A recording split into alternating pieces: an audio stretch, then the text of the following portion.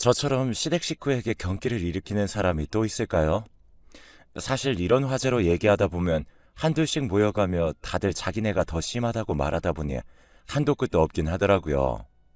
그건 그렇지만 그래도 제 경우는 보통 심한 게 아닌 것 같아요. 임신 중에 쌓인 게 평생을 간다는데 그게 꼭 남편에게만 국한된 건 아니더라고요. 저는 평생 시댁에 대해 잊지 못할 것 같아요. 우리 시부모님은 제가 결혼한 이래 얼마나 저를 들들 볶았는지 몰라요. 애가 왜 안 들어서냐, 어디 문제가 있는 거 아니냐 하면서 아주 험상궂은 말들을 반복하셨는데요. 솔직히 100번 양보해서 마음으로야 무슨 생각 못 하겠나 싶어요. 그런데 굳이 그걸 알게 할 필요는 없는 거잖아요. 매일 저를 불러다가 앉혀놓고서는 온갖 잡일거리를 다 시켜가며 그렇게 구박을 하는 겁니다. 당시 저희 시댁은 특이하게도 결혼한 시누이가 들어와서 같이 살고 있었어요. 왜냐하면 아주버님이 멀리 해외 출장을 가 계신 바람에 집이 오래도록 비워져 있었는데요. 그런 상황이니 아주버님이 귀국할 때까지 2, 3년만이라도 들어와서 살자며 자기 친정으로 들어온 거죠. 혼자서 애 키우기 힘들다나요? 아무래도 애가 셋이었으니 그건 이해가 갔어요. 그리고 기존에 살고 있던 집은 세를 주고 그렇게 생계에 조금이나마 보탬이 되려고 했던 모양이더군요. 일단 그것만으로도 집안이 복작복작해서 정신없어 죽겠는데 어머니와 신우는 툭하면 저를 그렇게 시댁으로 호출해서는 밥을 먹자는 둥 뭘 하자면서 자꾸 은근히 일손을 필요로 하더라고요. 저는 결혼 전에는 직장을 다니고 있었지만 결혼을 할 무렵부터 갑상선 수치가 좋지 않고 몸 상태가 많이 나쁘다고 해서 쉬게 되었어요. 상견례 때도 그런 말들을 나눴고 그럼 이미 며느리 몸 상태가 딱히 좋지 않다는 걸 다들 알고 있는 거잖아요. 그걸 알면서도 저를 불러다가 설거지를 시키고 나물 묻히고 뭐 하는데 와서 배우라는 둥 자꾸 호출하시는 거예요. 엄연히 저는 집에서 좀 쉬면서 기운을 차려야 하는 사람인데 말이죠. 게다가 시인우는 뭔데 자기가 옆에서 저더러 오라가라 하는 건지, 제가 무슨 결혼을 남의 집 아들 잘 키우고 살려고 한 것도 아니고 뭘 자꾸 봐달라고 하는 건지 모르겠어요. 이건 며느리가 아니라 무슨 무급 가정부를 들인 것도 아니고 주말에 부르는 것도 모자라 주중에도 수요일이나 금요일엔 꼭 부르시더라고요. 이후로도 여전히 저는 가기 싫어서 이 핑계 대고 안 가고 저 핑계 대고 안 갔지만 신우와 어머니는 더 이상 제가 이렇게 빠지는 꼴을 볼 수 없었는지 나중엔 본인 아들을 매수해서는 꼭 같이 오게 하는 게 아니겠어요. 저는 시댁 갈 때마다 얼굴이 완전 굳은 채로 가고 그러면 꼭 제 얼굴을 보고 신우는 한마디씩 하더라고요. 아우, 무슨 도살장 끌려왔어? 그렇게 인상 쓰고 있으면 우리 식구들은 너 무서워서 어떻게 밥을 먹으라고. 기분 좀 풀어 얼른. 기왕 어른들이 있는 곳 왔으면 어린 사람이 맞춰야지. 그게 뭐야? 우리 집 애들 보기도 창피하지 않아? 아유, 옳게 무서워서 다음부턴 오라고도 못하겠네. 다음엔 오지 마. 절대. 어? 이러면서 웃는 건지 비꼬는 건지 모르게 자꾸 살살 약을 올려대더라고요. 그 말에 남편은 더 반응하면서 인상을 팍 쓰면서 자기 누나가 아닌 저에게 성질을 내는 거 있죠? 유미야, 기분 좀 풀어. 어? 왜 그러는 거야? 너 맨날 우리 집 올 때마다 그런 표정으로 온 거야? 늘 우리 가족들의 눈치를 보게 하는 거냐고. 생각해보면 저도 참 바보 같은 게 이때쯤 결혼이고 뭐고 다 엎어버렸어야 하지 않았나 싶어요. 남편도 없이 혼자 시댁에 매주 2, 3일은 꼬박꼬박 갔던 자기 부인에게 잘 다녀오라고 고생했다는 말은 안 하고 그저 그걸 흐뭇해하고 당연한 줄 알고 있더라고요.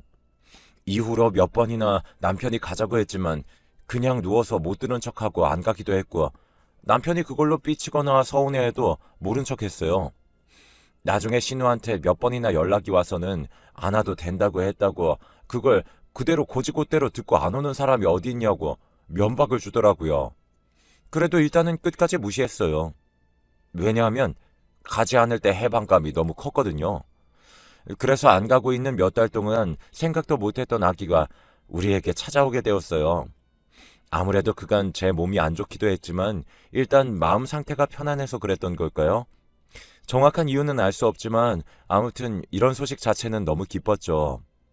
초기부터 무척 조심했고 제가 몇 번이나 남편을 말린 탓에 임신 안정기가 되어서 양가에 소식을 알릴 수 있었답니다.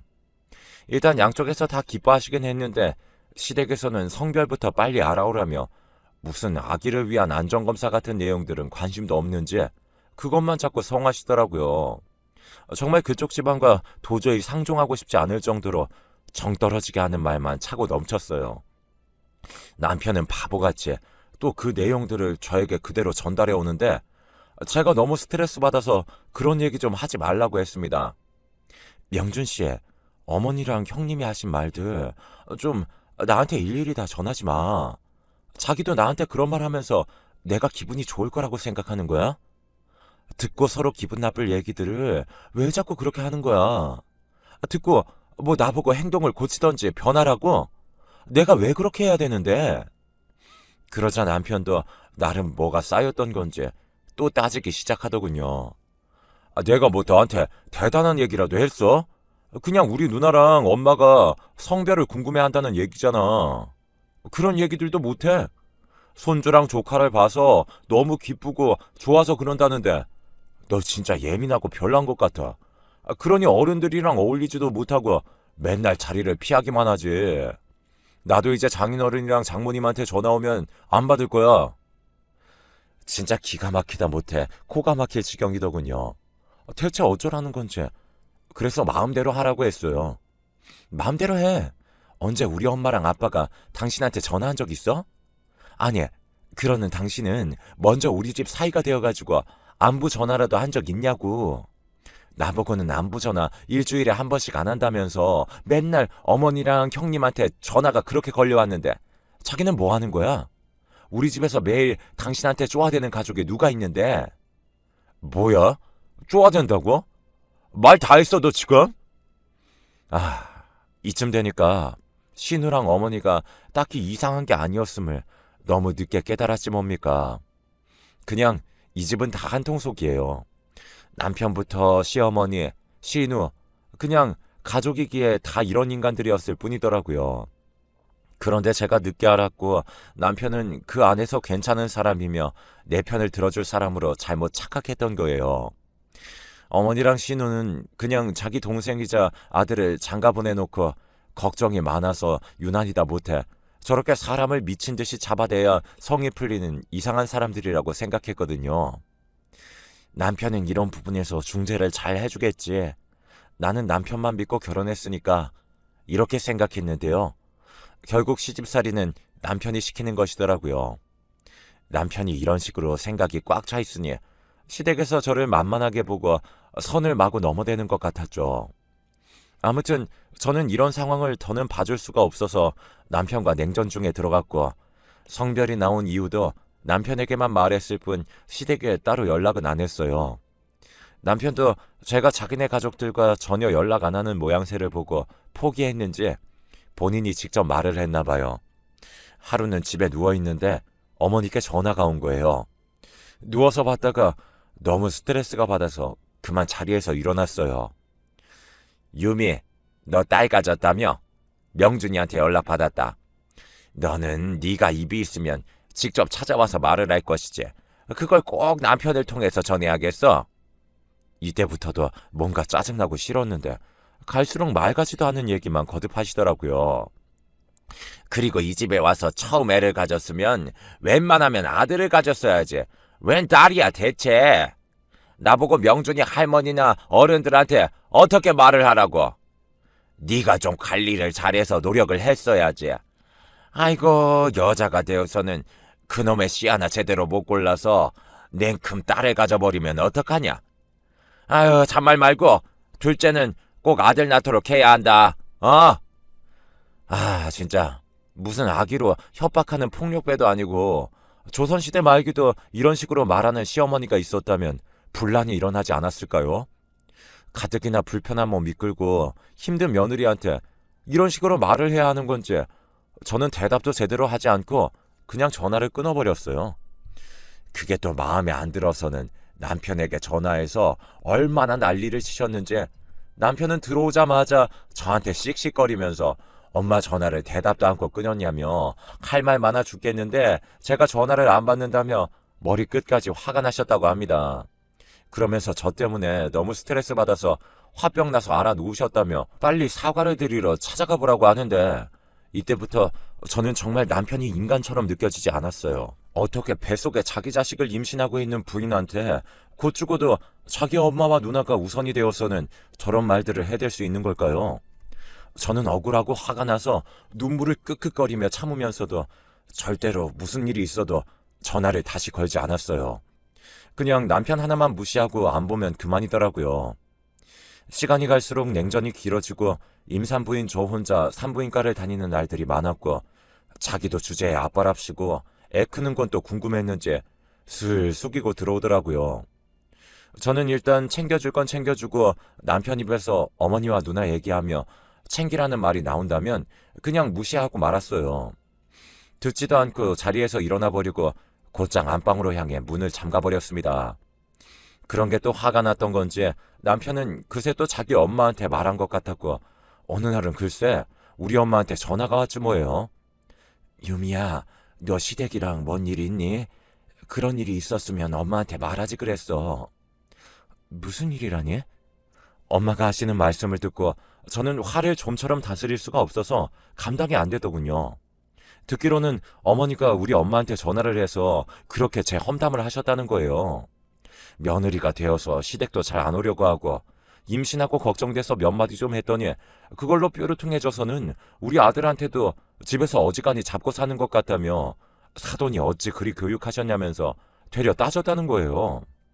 저는 너무 어이가 없어서 그간 있었던 일들을 엉엉 울며 엄마에게 말을 했고 엄마는 한참 숨죽이고 들으시더니 다시 말씀하시더라고요. 됐어. 유미야, 너 잘못 없어. 넌 그냥 하던 대로 해. 그리고 박서방도 참 실망이네. 엄마도 생각이 많다. 일단 너는 그냥 아무것도 신경 쓰지 마. 한편으론 엄마한테 이렇게 마음 쓰이게 한 것 자체도 너무 속상하고 우리 집을 얼마나 우습게 봤으면 지들이 한 짓은 생각도 안 하고 대뜸 사돈한테 전화해서 따질 수가 있나 싶더라고요. 이때 저는 잠깐 속으로 이혼을 생각했으나 뱃속의 아기를 이제 성별까지 알았고 시댁이 없으면 엄청 큰 문제는 없이 그럭저럭 지내는 편이라 다시 눈을 질끈 감고 있기로 했어요. 그런데 시간이 좀 지나서 결국 저는 결정을 내리지 않으면 안 되는 일을 겪고 말하지 뭐예요. 상황이 이렇게 가고 있으니 진짜 이 집안도 남편도 답이 없는 것 같더라고요. 이유인즉슨 바로 제 출산을 앞두고 일어난 일 때문입니다. 저는 조리원이며 이것저것 필요한 것들을 진작부터 준비해 두었고 수술로 낳을 예정이었기 때문에 많은 것들을 알아보고 있었어요.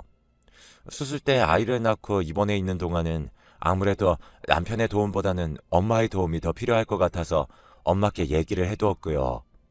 그렇게 만반의 준비를 해두었는데 어째 짐을 싸고 준비를 하는 저를 보면서 남편의 표정이 영 어색한 거예요.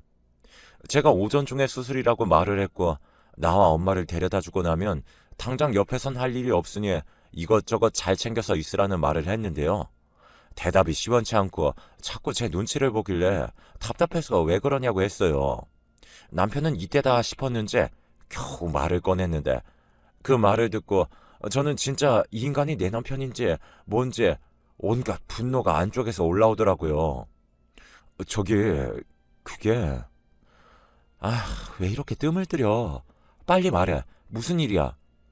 왜 자꾸 대답을 흐지부지하게 해? 그게 저 그날 말이야. 일이 있어. 이때부터 피가 거꾸로 솟을 것 같더군요. 아니, 제가 자기 아이를 출산하는 날인데 무슨 일이 있다는 거예요? 남편의 회사는 스트레스를 많이 주는 걸로 유명하긴 하지만 보통 부인이 출산하는 날까지 잡아두지는 않으니까요. 뭐냐고 물어봤는데 남편이 눈을 꽉 감고서 잽싸게 답을 하지 뭐예요. 저는 그 말을 듣고 안 그래도 심한 빈혈이 더 휘청이게 와서 숨을 몇 번이나 내쉬었어요. 그게 사실 2달 전부터 예약해둔 건데 누나랑 애들이랑 엄마랑 제주도 여행을 잡아놨거든. 너도 알다시피 지금 매형도 없고 운전할 사람이 없어서 내가 갈 것 같아. 저는 한 템포 쉬었다가 소리도 못 지르고 그냥 마냥 어두운 소리로 천천히 말했어요. 지금 미친 거 아니냐고. 부인 출산 날에 시댁 가족여행 가서 운전이나 하고 있는 남편이 어디 있느냐고. 그렇게 말이에요. 그랬는데도 남편은 도저히 빠져나올 수 없는 상황이라는 걸 계속 저한테 설득하는데, 정말 이제 제가 그제 돌아버리지 않고 맨정신에 들은 것만으로도 스스로를 칭찬해주고 싶을 정도예요. 엄마도 건강도 많이 안 좋으시고 이제 언제 또 이렇게 여행을 해보냈냐고 하시더라고. 사실 너랑도 같이 가려고 했는데 네가 몇 달 전부터 가족 모임에도 자꾸 안 나왔고, 우리도 2달 전에 미리 예약해둔 건데, 진짜 이렇게 당일날 수술 날짜가 겹칠지 진짜 몰랐어. 이제 와서 미루는 건 우리도 넉넉지 않은 형편에 다 예약해놔서 취소하기도 돈이 너무 많이 나올 것 같고, 애들도 너무 기대하고 있거든. 가서 무릎 안 좋은 엄마나 아이 셋 챙기는 누나가 운전할 수도 없고 내가 해야 하는 게 맞는데, 그래서 말을 못했어. 이번만 좀 이해해주면 안 될까? 아니, 이번만? 이번만이라며 이런 말 하고 있는 입장에서 어디 감히 이번만? 이후에 2번째로 또 애를 낳은 일이 있을 거라고 겁도 없이 상상하는 걸까요? 누가 자기 애를 더 가져줄 거라고 생각하는 걸까요? 진짜 꿈도 어지간히 크다고 욕을 해주고 싶은데, 저는 이 얘기를 듣는 내내 너무 서럽고 진저리가 나서 그냥 이런 남편 따위 없는 게 낫겠다 싶더군요. 어차피 제가 수술하고 병원에 입원해 있는 동안 그 처리도 엄마가 해주실 거니 남편은 그때 그냥 집에 있으라고 하려고 했거든요. 그런데 제가 이렇게 결정해서 말을 해주는 것과 본인이 자기 임의대로 내 걱정은 전혀 하지도 않은 채 멋대로 결정해서 저한테 통보하는 건 전혀 다른 거잖아요. 저는 다 짜증나서 그래, 그렇게 하라고. 그럼 아침에 나랑 엄마랑 태우고 가라고 했더니 그것도 뭐라고 하는 줄 아세요? 유미야, 진짜 이번만 봐주면 안 될까? 아침 일찍 비행기라서 새벽까지 나가야 돼. 그냥 전날 장모님이 여기서 주무시고 같이 택시 타고 나가면 안 되나? 혹시 캐리어 무거우면 병원에 미리 전화해서 전날 캐리어 맡겨두는 건 되지 않아? 내가 전화 한번 해볼까? 이 순간 저는 그냥 눈을 지그시 감고 속으로 몇 번이나 이러면 안 된다고, 이 화가 다 애한테 간다고, 너는 이걸 무조건 견뎌야 한다며 계속 되뇌었어요. 겨우 숨을 들이쉬면서 참다 그냥 안방으로 들어와 바로 문을 잠가버렸고, 침대에 누워 서러움에 얼마나 울었는지 몰라요. 남편은 눈치를 보면서 문을 두드리며 미안하다고 했는데 그 말도 가증스러워서 귀를 막아버리게 되더군요. 이후로 몇 시간이나 지나 정신을 좀 차리고 엄마한테 전화해서 그날 남편이 사정이 있어서 그날 당일 자리를 못 지킨다고 말했어요. 엄마는 너무 황당해 하시면서 애 낳는데 아빠가 어디가 있는 거냐고 어이없어 하시더라고요.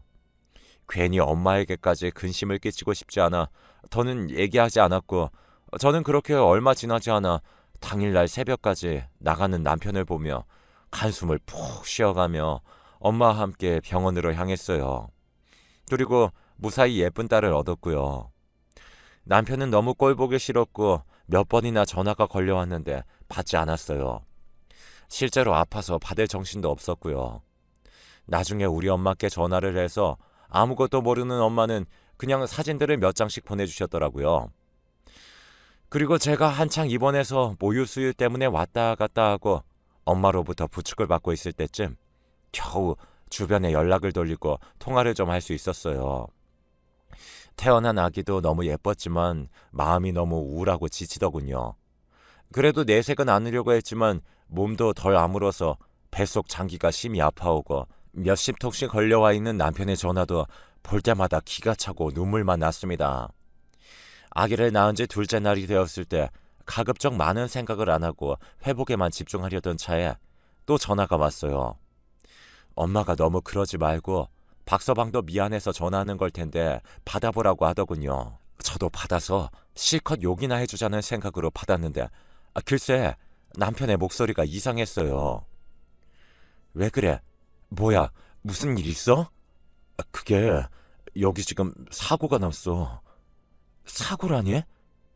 진짜 너무 황당스럽더라고요. 갔으면 곱게 다니고나 할 것이지. 또 무슨 사고를 쳤다는 건지. 계속 횡설수설하는 내용을 들어보니 정말 어이없는 상황이 그쪽에서 벌어져 있었어요. 렌트카를 빌려 어딘가로 이동하던 중 교통사고가 크게 나버렸고, 그 사고로 인해 남편과 신우, 조카들도 적지 않은 부상을 입었지만 어머니가 아주 심하게 다치셔서 그만 두 다리가 부러지게 된 거예요. 가뜩이나 무릎 약하고 안 좋다고 매일 앓던 소리를 하셨던 분이 사고로 인해 정말 말도 안 되는 상황에 처하게 된 거죠. 그나마 남편과 조카들은 덜한 편이었는데 신우도 통원 치료가 꽤나 필요한 부상을 입고 힘들어한다는 내용이었어요. 올라오는데 시간이 좀 걸린다는데 진짜 너무 갑갑해서 한숨만 푹푹 쉬게 되더군요. 와중에 옆에서 이 통화 내용을 다 들으신 엄마는 그제서야 왜 이 자리에 본인 사이가 없는 건지 진실을 알게 되셨고, 분노로 좀처럼 몸을 추스르지 못하게 되었어요. 엄마는 욕을 하면서 어떻게 그럴 수가 있냐고, 자기 새끼 낳는 순간에 지네 엄마랑 누나랑 놀러가서 저렇게 사고를 당한 거냐고 아주 난리를 치셨어요. 이런 모습을 보고 있으니 머리가 어지러워 죽겠는데, 어쨌든 어머니도 보통 다치신 게 아니니 상황이 정말 위급하긴 하겠구나 싶더군요. 일단은 자리 잡힐 때까지 두고 보기로 했고, 며칠이 지나 다들 서울로 올라왔어요. 그리고 저는 제대로 퇴원해서 조리원으로 갔고, 나중에 남편이 뒤늦게 와서 아기와 저를 봤고요. 진짜 이때 남편 행색도 어찌나 한심하던지, 자기도 자기가 죽을 죄를 진 건 알긴 아는 건지 눈도 잘 못 맞추더라고요. 아무튼 그런 상황에 있던 중에 저는 조리를 그럭저럭 하면서 다시 집으로 돌아오게 되었고, 남들은 아기가 집에 오면 그 순간부터 힘들어서 그렇게 울고 못 잔다는데 우리 딸은 비교적 잘 자고 저를 힘들게 하지 않더라고요. 그렇게 며칠을 아기에게 안정적인 상황을 만들어주면서 상태를 보고 있는데 이때 어머니에게 전화가 왔어요. 아무래도 그렇게 다쳤다고 한 이유로 꼴 보기 싫어 죽겠지만 아무튼 큰 사고를 겪으셨다고 했는데 통화를 한 번도 안 해보긴 그렇더라고요. 그래서 그냥 일단 받았는데 내용은 정말 저를 기겁하다 못해 기절시키기 충분한 내용이었어요. 그리고 저는 그렇게 몇 번이나 머릿속으로 스치듯 지나갔던 이혼이라는 생각을 실현하기 위해 요즘 준비하고 있고요. 아이고, 너는 시애미가 이렇게 반불구가 되어버렸는데 연락도 안 해보고 하나밖에 없는 며느리가 그 모양으로 그래서 쓰겠냐? 아, 어머니, 죄송해요. 저도 애기 낳고 몸 추스르느라. 아, 됐고, 그 뭐냐.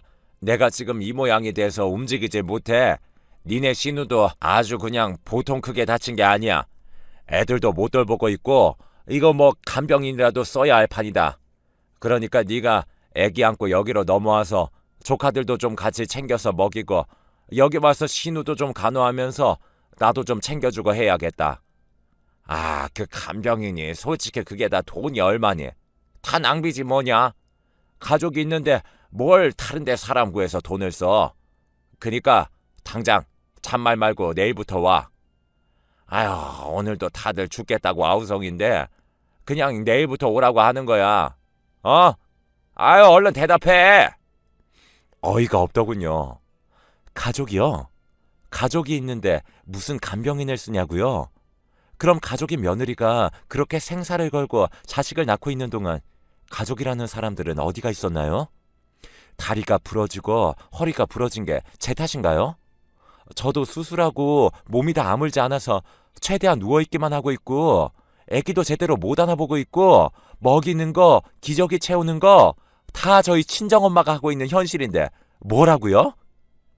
저는 이때 정말 토하듯 울음을 쏟아내면서 전화기를 집어던졌고 놀라서 들어온 친정엄마에게 모든 사실을 다 말해버렸어요. 사정을 다 들으신 엄마는 표정이 점점 굳으시더니 이런 집에 너를 그냥 둘 수 없다고 하시더군요. 게다가 제가 알기로는 남편도 이 사실에 동의를 안 할 리가 없다고 했어요. 지금 당장 애 낳고 누워있는 자기 부인보다 다리가 부러져서 몸을 못 쓰고 있는 엄마가 안쓰러워 죽겠는 사람이니까요. 한참을 고민하고 아빠와도 얘기를 나눈 끝에 저는 친정에 들어와 있고 남편에게는 이혼 서류를 보내놓은 후 어떤 연락도 받지 않고 있어요. 어찌 보면 제가 극단적으로 반응하는 것처럼 보일 수 있을지 몰라도 이 집은 평생 이런 식으로 굴러가겠다 싶더군요. 그러면 방법은 하나밖에 없어요. 거기 맞춰 살던지 싫으면 같이 안 사는 수밖에요. 귀여운 제 딸과 제 몸 하나 건사하기도 힘들어 죽겠는데 애 낳는 날 나만 빼놓고 지들끼리 탱자탱자 제주도에 놀러가서 그런 대형 사고를 겪고는 그 뒤처리를 저보고 하라고요? 죽어도 그렇게 못 살아요. 아주 그냥 셋이서 재미가 붙었는지 제 이혼 서류를 받고선 남편과 신우, 어머니까지 셋이 아주 시간이 많은지 돌아가면서 저한테 전화를 하고 협박식에 문자까지 보내고 계속해서 징징 울어대네요. 너무 징하고 진저리가 나서 이 집과의 모든 인연을 다 뿌리